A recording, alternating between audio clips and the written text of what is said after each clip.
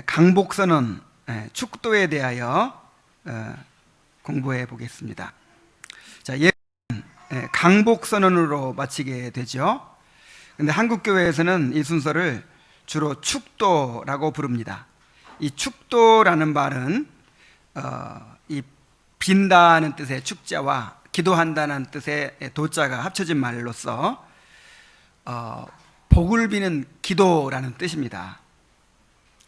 그래서 목사가 이제 예배 마칠 때 마지막으로 성도들을 위하여 축복 기도하는 거로 생각하는 것이죠. 그래서 축도를 축복 기도의 약자라고 생각을 합니다. 축도를 축복 기도라고 생각하는 거예요. 자, 그러나 이 순서는 하나님께 복을 비는 것이 아니고 하나님의 복 주심을 선언하는 것입니다. 개혁주의 신학에서는 이 순서를 말씀에 대한 최종적인 봉사로 이해를 했어요. 즉, 이 순서를 기도가 아니라 설교의 한 형태로 이해한 것입니다. 설교가 하나님의 말씀을 선포하는 것이죠. 이 강복선언도 축도도 이제 마지막으로 하나님의 축복을 선포하는 거예요. 하나님께서 복 주심을 선포하는 거예요. 그래서 이제 설교의 한 형태, 설교의 마침으로 그렇게 생각을 한 것이죠. 그래서 그런 점에서 볼 때 이 순서를 축도보다는 강복선언이라고 하는 것이 맞습니다. 그래서 축도를 주장하는 분들은, 축복기도라고 생각하는 분들은 복이 있을지어다, 이게 무슨 무엄한 표현이냐, 축원하옵나이다, 이렇게 해야 된다고 합니다. 그래서 어떤 목사님들은 축도를 그리스도의 은혜와 하나님의 사랑과 성령의 교통하심이 함께하기를 축원하옵나이다, 이렇게 하죠.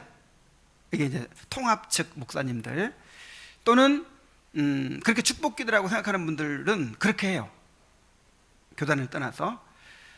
그런데 이것이 축복기도가 아니라 하나님의 복주심의 선언이라고, 말씀 선포라고 생각하는 사람들은 말씀 그대로 있을지어다, 이렇게 합니다. 그래서 우리는 이 순서를 이제 축도가 아니고 강복을 선언하는 것이다, 하나님의 복주심을 선포하는 것이다, 이렇게 보기 때문에 강복선언이라고 하는 것이 맞습니다. 자, 강복선언의 성경적 근거와 그 의미를 살펴보고 우리가 어떻게 이 강복선언에 참여해야 하는지 살펴보도록 하겠습니다. 자, 먼저 강복선언의 성경적 근거를 봅니다. 먼저 구약 제사와 축복이 있어요. 구약의 제사는 언제나 제사장의 축복으로 맞춰졌습니다. 레위기 9장 22절에 보면은 아론이 백성을 향하여 손을 들어 축복함으로 속죄 제와 번제와 화목제를 마치고 내려오니라. 그러니까 제사장의 축복으로 모든 제사가 딱 끝나고 이제 백성들이 돌아가는 것입니다. 그래서 오늘 우리가 읽은 본문에도 너희는 이스라엘 자손을 위하여 이렇게 축복하라고 하고 그 축복의 내용도 말씀해 주시고 끝에 27절에서 이같이 축복을 하면 내가 그들에게 복을 주리라 그랬어요. 그러니까 하나님의 복 주심을 하나님 대신에 선언한 것이니까 하나님이 거기에 책임을 지셔야죠. 그래서 하나님께서 복을 주시겠다는 거예요.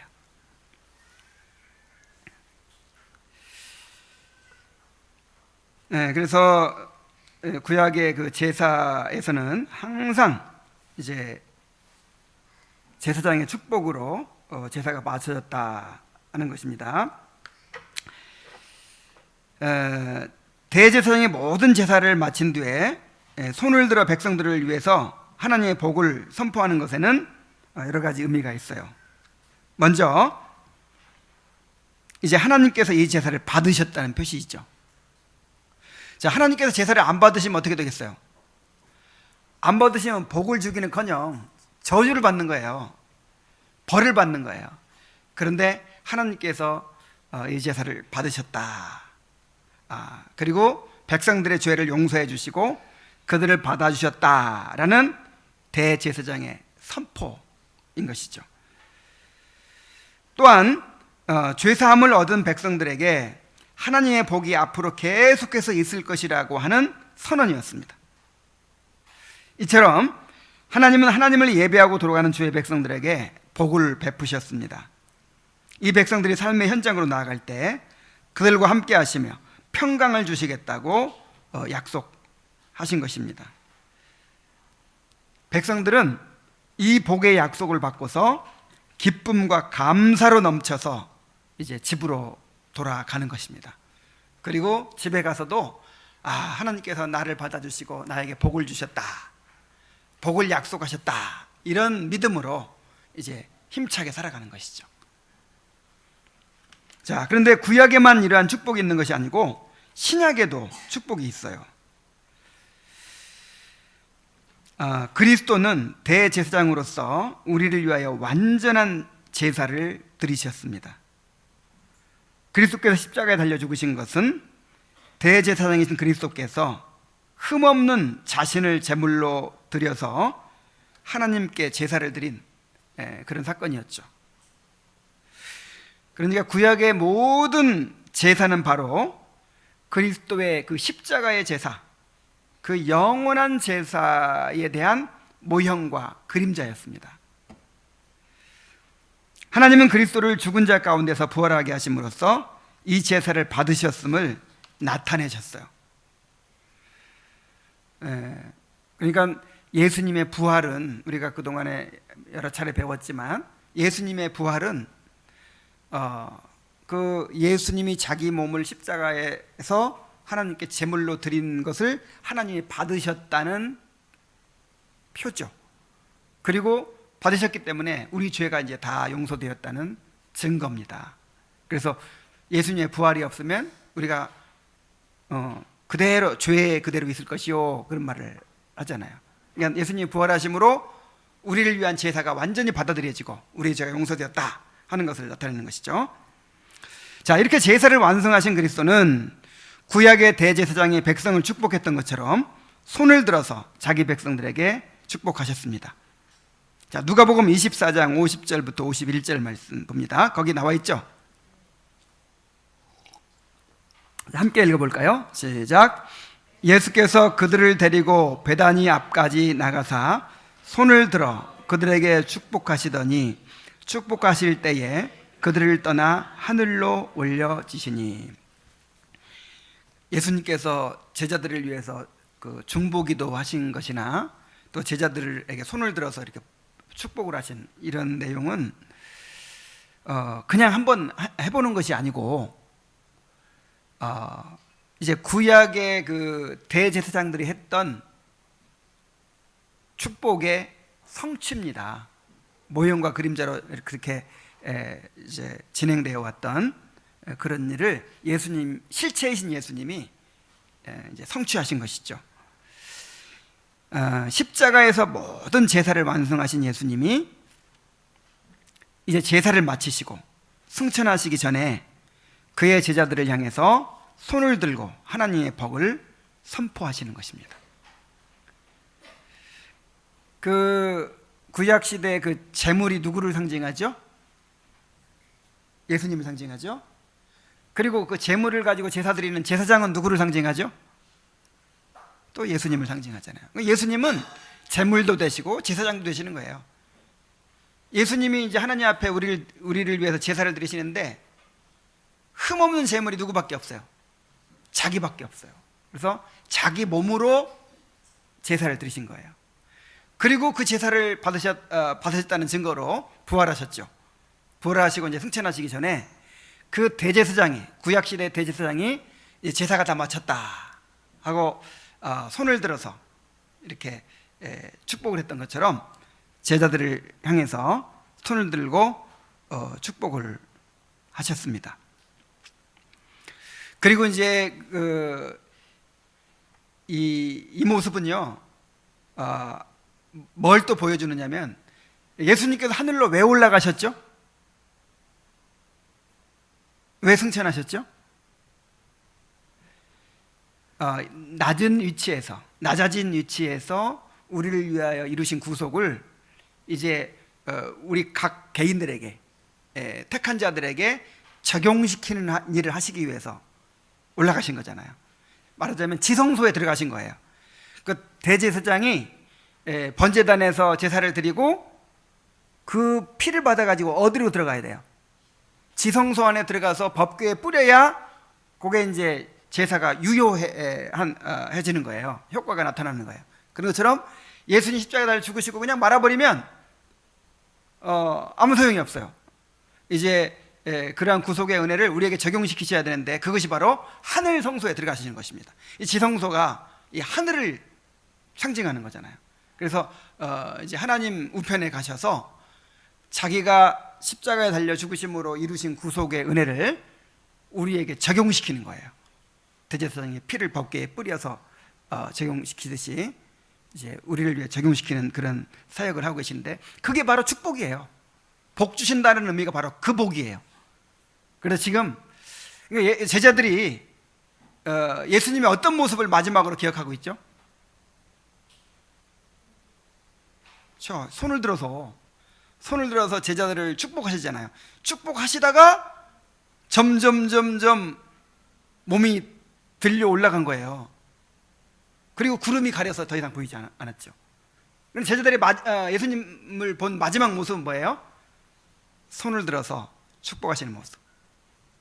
그러니까 우리도 그렇게 상상할 수 있는 거예요.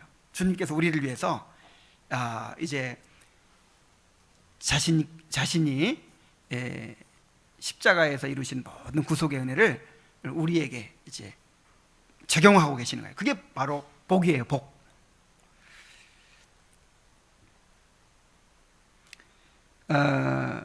예수님께서 제자들을 축복하셨다 그랬는데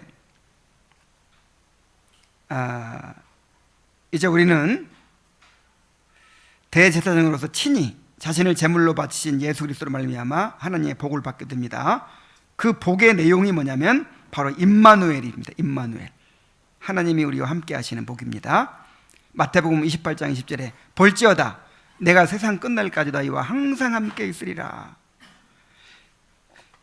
그리스도가 이루신 구속의 공로로 삼위 하나님이 함께 하시는 복을 우리가 누리게 되는 거예요. 자, 그런데 예수님으로부터 직접 그 복을 받았던 사도들은 그리스도께 위임받은 말씀을 증거하면서 항상 그의 복을 선포했습니다. 그래서 이 신약 성경에 보면은 이 축복이 굉장히 많아요. 로마서 15장 13절에 보면은 소망의 하나님이 모든 기쁨과 평강을 믿음 안에서 너희에게 충만하게 하사 성령의 능력으로 소망이 넘치게 하시기를 원하노라. 또 33절에 보면은 평강의 하나님께서 너희 모든 사람과 함께 계실지어다. 고린도전서 16장 23절 24절에 보면은 주 예수 그리스도의 은혜가 너희와 함께하고 나의 사랑이 그리스도 예수 안에 너희 무리와 함께할지어다. 고린도후서 13장 13절에 보면 주 예수 그리스도의 은혜와 하나님의 사랑과 성령의 교통하심이 너희 무리와 함께 있을지어다. 이런 축복들이 굉장히 많은데 특별히 이제 고린도후서 13장 13절은 성부, 성자, 성령이 다 나오죠. 그래서 이 삼위 하나님의 복을 다 보여주기 때문에 이제 고린도후서 13장 13절을 가장 많이 사용합니다. 그러나 이 서신서에 있는 모든 축복을 다 강복선언할 때 사용할 수 있는 거예요. 그래서 앞으로는 좀 이렇게 바꿔가면서 해야겠다 그런 생각이 듭니다. 자, 여기 있는 복들을 내가 수십 구절을 찾았는데 다 읽을 수는 없고 그래서 이제 사도들의 서신은 이 초대교회에서 예배 때 모일 때마다 읽는 것이거든요. 그 예배 때 그 사도들의 서신을 읽습니다. 그런데 성도들이 모여서 이 편지를 읽으면서 예배의 마지막 부분에 바로 그 복의 선포를 또 읽는 거예요. 부활하신 그리스도께서 하늘 성전에서 이 땅에 있는 하나님의 백성에 복을 주고 계심을 듣는 것입니다. 지금도 살아계셔서 우리에게 손을 들고 복 주시는 대제사장이 계시니 너희가 비록 이 세상에서 환난을 당한다 하더라도 낙심하지 말고 담대하게 살아라, 이렇게 선포하는 것이죠. 자, 이러한 신구약 성경에 있는 근거를 가지고 공예배 가운데서 목사가 손을 들고 강복선언을 하는 것입니다. 자, 예배 가운데서의 강복선언을 우리 살펴보죠. 강복선언의 원리. 예배 시간에 강복선언을 하는 것은 바로 우리의 예배가 곧 하나님께 드리는 제사라는 의미를 가집니다. 그러니까 제사를 드리고 축복을 했잖아요. 그런 것처럼 예배 시간에 강복선언을 하는 것은 이 예배가 하나님께 드리는 뭐예요? 제사예요. 제사. 영적 제사죠. 영적 제사. 우리는 죄를 가지고 예배의 자리에 나왔지만 하나님은 어린 양이신 예수 그리스도로 말미암아 우리의 모든 죄를 깨끗게 하시고 이제 강복선언을 통해서 그것을 확인해 주시는 것입니다. 강복선언을 또 예배가 마칠 때 하는 것은 우리가 성소에 들어갔다가 예수 그리스도로 말미암아 모든 제사를 마쳤다는 표시입니다. 이제 강복선언을 하면 무슨 뜻이에요? 이 제사가 마쳤다. 이 말은 또 다른 말로 하나님께서 우리의 제사를 받으셨다 하는 의미죠. 그리스도로 말미암아 우리의 예배가 완전히 하나님께 연락된 것입니다. 우리의 모든 죄가 용서되었고 우리가 하나님께 받아들여졌습니다. 이제 우리는 그 삼위 하나님이 우리와 함께 하실 것이라는 약속을 받고 삶의 현장으로 돌아갑니다. 자, 그런데 사실은 끝날 때만 축도를 하는 게 아니에요. 끝날 때만 강복선을 하는 게 아니라 처음 시작할 때도 하잖아요. 오늘도 했죠. 오늘도 하나님 우리 아버지와 주 예수 그리스도로부터 은혜와 평강이 너에게 있을지어다 이렇게 하잖아요. 그래서 사실 그때도 손 들고 해야 되는 거예요. 그래서 이거를 이제 구분하기 위해서 처음 시작할 때는 한 손만 들고 끝날 때 두 손 다 들고 되게 이렇게 해요. 나는 앞으로 이제 한 손 들고 할게요. 이제 처음 시작할 때, 그러니까 서신서에 봐도 시작부터 복이 있죠. 시작부터 복으로 시작해요. 복으로 시작하고 끝날 때 이제 또 복을 선언하고. 그래서 이제 시작할 때 그 강복선언은 어떤 의미가 있냐면 하나님께서 우리를 예배로 초청하셨잖아요.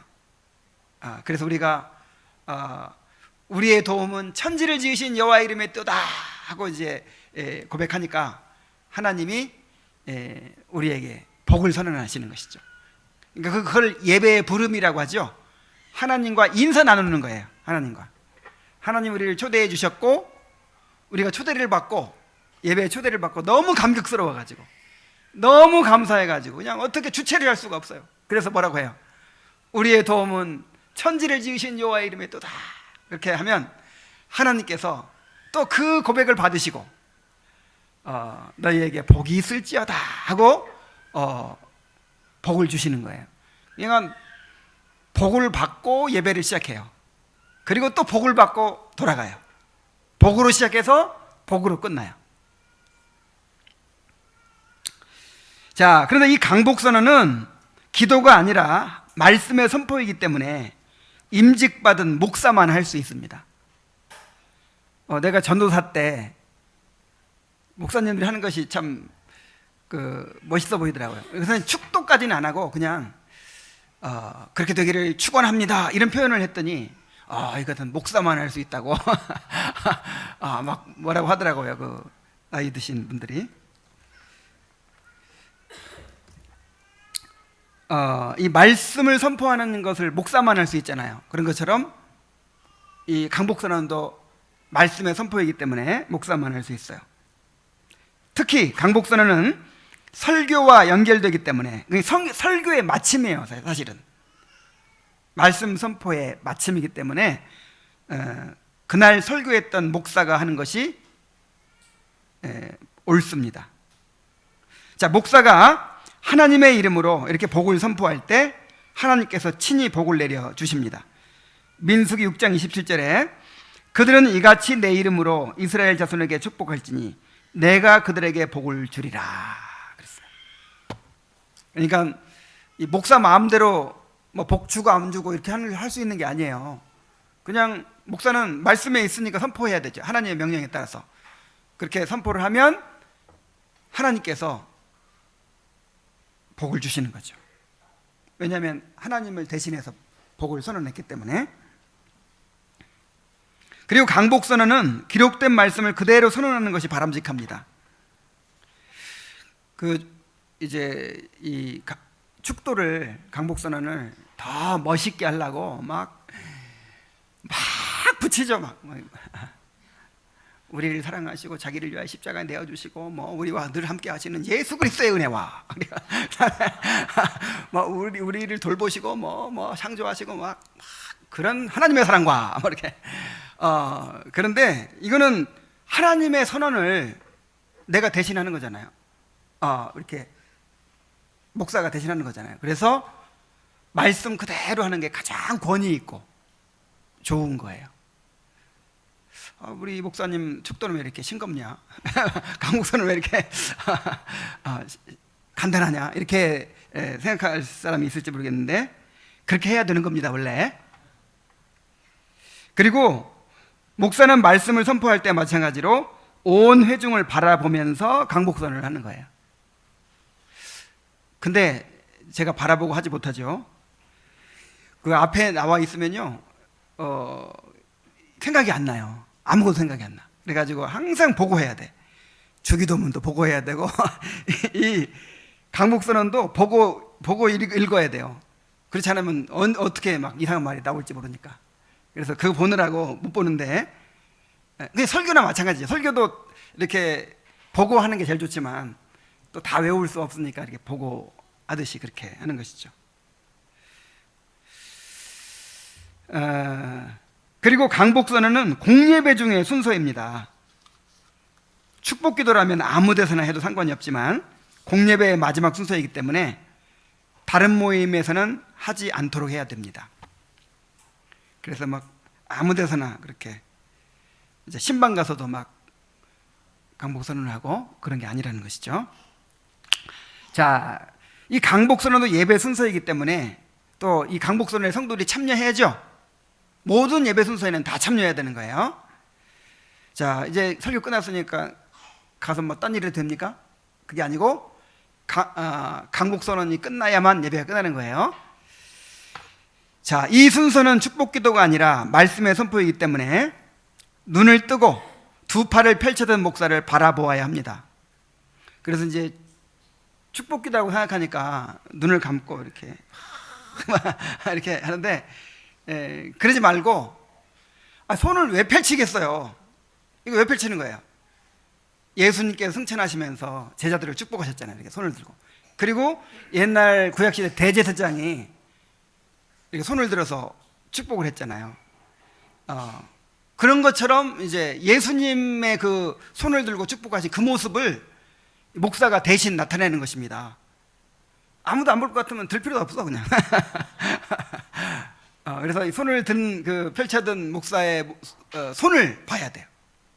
그 귀로는 이제 복의 약속을 들으면서 이 손을 봐야 됩니다.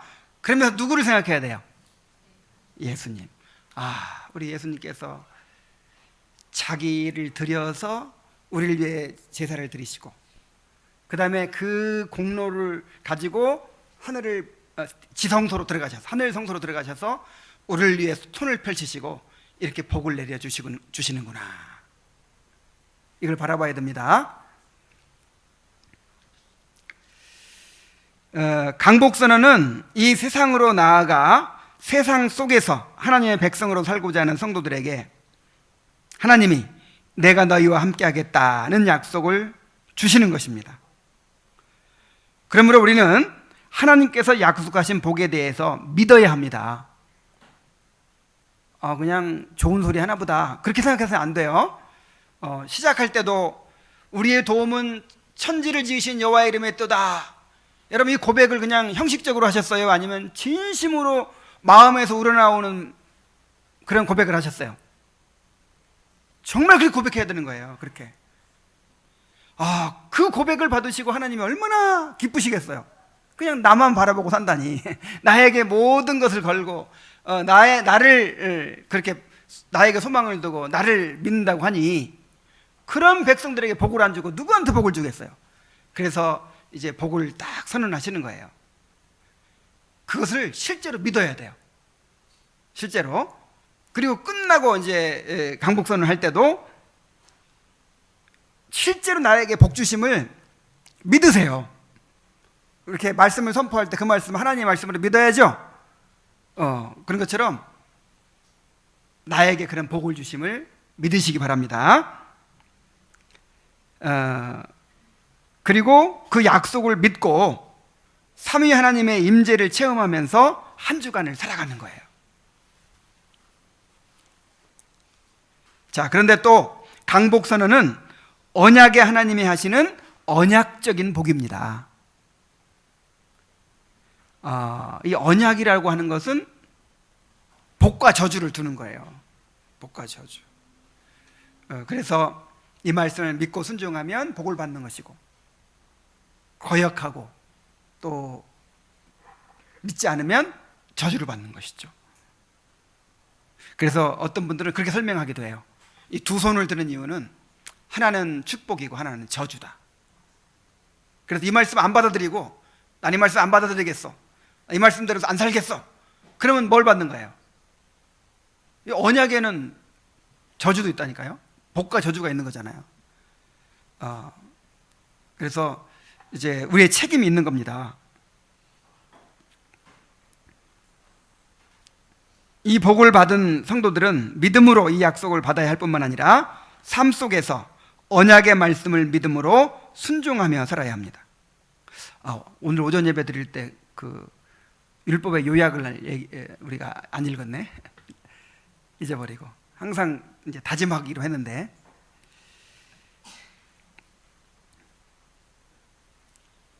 그래서 그냥 이 강복선언만 받으면 무조건 뭐 복이 자동으로 임하는 게 아니에요. 자동이 없어. 자동이 믿음으로 받고 순종해야 복이죠. 그래서 뭐 막 딴짓하고 있다가 그 축도 시간만 가서 받으면 된대. 싹 탄속해가지고 받으면 복 받는 그런 거 없어요. 이제 어떤 책임 있는 겁니다. 그 약속을 믿고 그대로 순종할 때 우리에게 복이 현실화되는 것이죠. 이런 의미로 강복선언에 참여하게 되기를 바랍니다. 그래서 예배는 끝날 때까지 끝난 게 아니에요. 이제 설교 끝났다. 이제 중요한 순서 끝났으니까 이제 딴 생각해. 그러지 않아요. 한 순서 한 순서가 다 중요하고 강복선언까지 마음을 다해서 참여해야 됩니다. 이제 결론입니다. 우리는 예배를 마치고 돌아갈 때마다 하나님의 복을 받고 돌아갑니다. 우리는 하나님 앞에 나올 때 빈손으로 왔으며 고작 죄만 들고 나왔지만 하나님은 우리를 맨손으로 돌려보내지 않으십니다. 오히려 당신의 복으로 넉넉히 채워 돌려보내십니다. 부활하신 예수님은 지금도 우리를 향해서 두 손을 크게 펴시고 복을 선포하고 계십니다. 비록 목사는 손을 내리지만 예수님은 영원히 그 손을 내리지 않으시고 우리에게 주시는 복을 거두지 않으십니다. 강복선언을 할 때마다 우리의 대제사장이신 예수 그리스도를 믿음으로 바라보게 되기를 바랍니다. 기도하겠습니다. 하나님 아버지, 우리가 예배를 드릴 때마다 우리에게 처음부터 복을 선언해 주시고 또 부족한 예배를 받아주시고 또 복을 선언하여 집으로 돌려보내시는 것을 감사드립니다. 하나님 아버지, 이 강복선언에 우리가 믿음으로 참여하게 하시고 그 복을 받아 누리게 하여 주옵소서. 하나님의 복 주심을 믿고 담대하게 세상을 살아가는 우리들이 될 수 있도록 인도하여 주옵소서. 예수님의 이름으로 기도하옵나이다. 아멘.